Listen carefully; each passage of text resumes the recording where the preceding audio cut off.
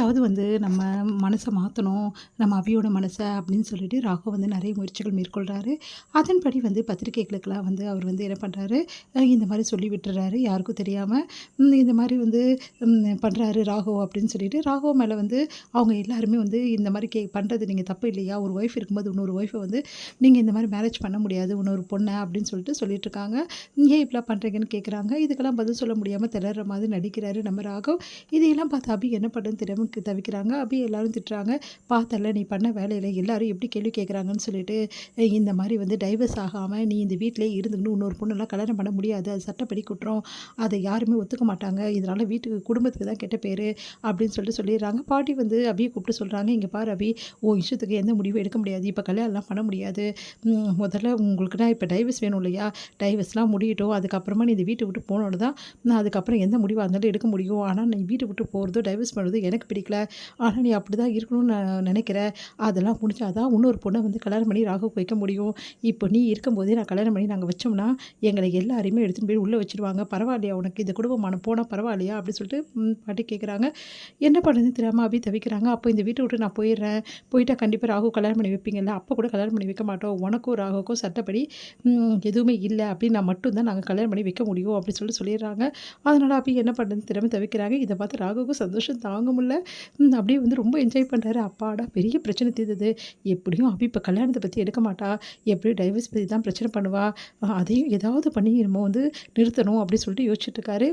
இங்கே வந்து என்ன பண்ணுறாரு, ஆகாஷ் வந்து ராகவ் உங்ககிட்ட ஒரு விஷயம் கேட்கணும் அப்படின்னு சொல்கிறாரு. என்ன விஷயம் அப்படின்னோடனே, எதுக்காக அபியும் நீயும் பிரியணும்னு நினைக்கிறீங்க, ஏதோ ஒரு காரணம் இருக்குன்னு சொன்னியே, அது என்ன காரணம் எனக்கு தெரிஞ்சாகணும், சொல்ல புரிய இப்போ இல்லையா அப்படின்றாரு. இல்லை ஆகாஷ், அதை நீ தெரிஞ்சுக்காமல் இருக்கிறது தான் நல்லது. இல்லை இல்லை ராகவ், அந்த விஷயம் தெரிஞ்சால் மட்டும்தான் நான் பார்த்து நான் ஏதாவது பண்ண முடியும் அப்படின்றாரு. அதை கேட்டுட்டு அதிர்ச்சி அடைகிறாரு.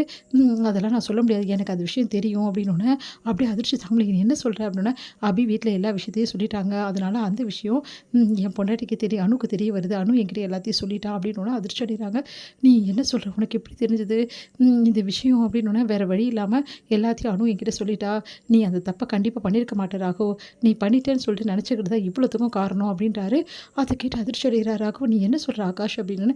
ஆமாம் ராகவ், நான் சொல்கிறத கொஞ்சம் கேளு, நீ கண்டிப்பாக அதை தப்பு பண்ணியிருக்க சான்சஸ் கிடையாது, தப்பு நடந்திருக்கலான்றாங்க, கர்ப்பமாக இருக்காங்களா அப்படின்னு சொல்லிட்டு காட்டினாங்கன்னு சொல்லிட்டு சொல்கிறாங்க.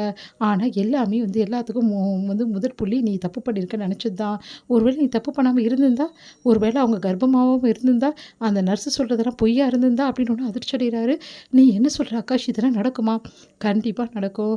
ஏன்னா வந்து நம்ம வீட்டில் ஒருத்தர் இருக்கான் தெரியும்ல உனக்கு, அந்த முரளி என்னென்ன பிளான் பண்ணுறான்னு உனக்கே தெரியும்ல, அவன் கூட ஏதாவது பண்ணியிருக்கலாம், இல்லை யாராவது ஏதாவது செஞ்சுருக்கலாம், ஆனால் கண்டிப்பாக எனக்கு தெரிஞ்சு இந்த தப்பை நீ பண்ணியிருக்க மாட்ட. ஏன்னா நீ அப்படிப்பட்ட ஆள் இல்லை, பொண்ணுங்கிட்ட எப்படி கண்ணியமாக நடப்பேன்னு எனக்கு தெரியும்.